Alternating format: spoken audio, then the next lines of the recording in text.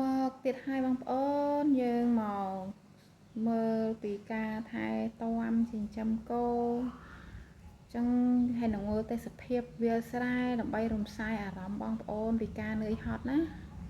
ហើយលោកបងប្អូនទៅធ្វើការងារអីហត់ចឹងទៅចឹងនេះគាត់ចេញដំណើរទៅកាត់ស្មៅហើយចឹងស្មៅហ្នឹងគឺគាត់កាត់រើសស្មៅណាល្អយកមកឲ្យគោគាត់ហើយមើលពាក់ស្រោមដៃពេលដែលយើងទៅកាត់ណាកុំឲ្យដៃយើងហ្នឹងវាមានមុតបន្លាមុតអីចឹងទៅចឹងយើងពាក់អញ្ចឹងទៅយើងធ្វើកសិករសម័យទំនើបអត់ដូចសម័យមុនទេយើងកាត់ស្មៅកាត់អីទៅដៃយើងហ្នឹងវាជាប់មុតបន្លាមុតអីល្មមមកជាឡើងក្រុងអត់ល្អអញ្ចឹងណាឥឡូវយើងអត់ទេគោខ្ញុំនេះធាត់ទេបងប្អូនអញ្ចឹងយើងចាំសัตว์ត្រូវចេះថែទាំវាមានបន្លាអញ្ចឹងដោះលាងអីចឹងទៅឲ្យស្អាតអញ្ចឹងហើយគោហ្នឹងក៏វាស្រឡាញ់ម្ចាស់ដែរពេលណាដែលយើងមើលថែទាំបានល្អអញ្ចឹងណា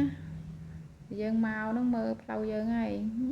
និយាយវាថាស្រឡាញ់គោជាងស្រឡាញ់ប្រពន្ធទៀតវាទាំងអែមឈប់ឯង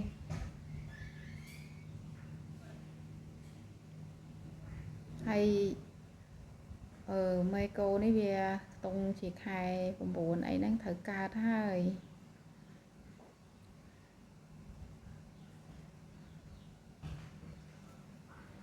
គាត់ទៅកាត់ស្មៅហើយកាត់នៅឯវាលស្រែនោះនៅខាងភ្លឺដែលគាត់បាន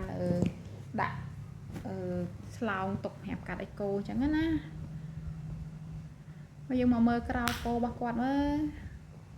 អញ្ចឹងបើយើងថែទាំបានល្អគោយើងហ្នឹងក៏អត់ចេះឈឺចេះអីដែរបើយើងក្រោលហ្នឹងក៏ក្រិចមានភក់មានជ្រាំឯខែហ្នឹងកើតជំងឺគេហៅជំងឺអុតក្តាមបងប្អូនយើងអ្នកធ្លាប់ចិញ្ចឹមគោដឹងហើយតែកាលណាយើងថែទាំបានល្អទេកើតជំងឺហើយអញ្ចឹងនេះស្អាតណាគឺបោកសម្អាតឲ្យស្អាតហ្មងហើយអត់មានតុកភក់តុកជ្រាំអីទេ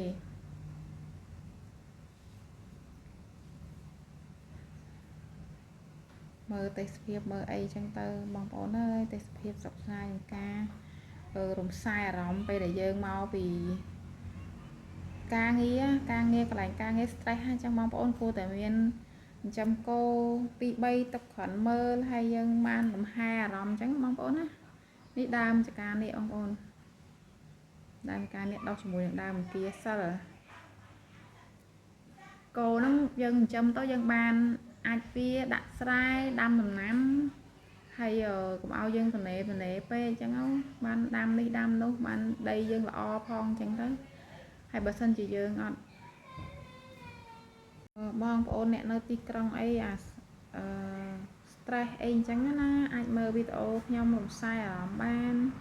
មើលទេសភាពវាលស្រែនេះថ្ងៃក្រោយទៅធ្វើផ្ទះលំហែមួយនៅកន្លែងនេះបងប្អូនមើលទៅណា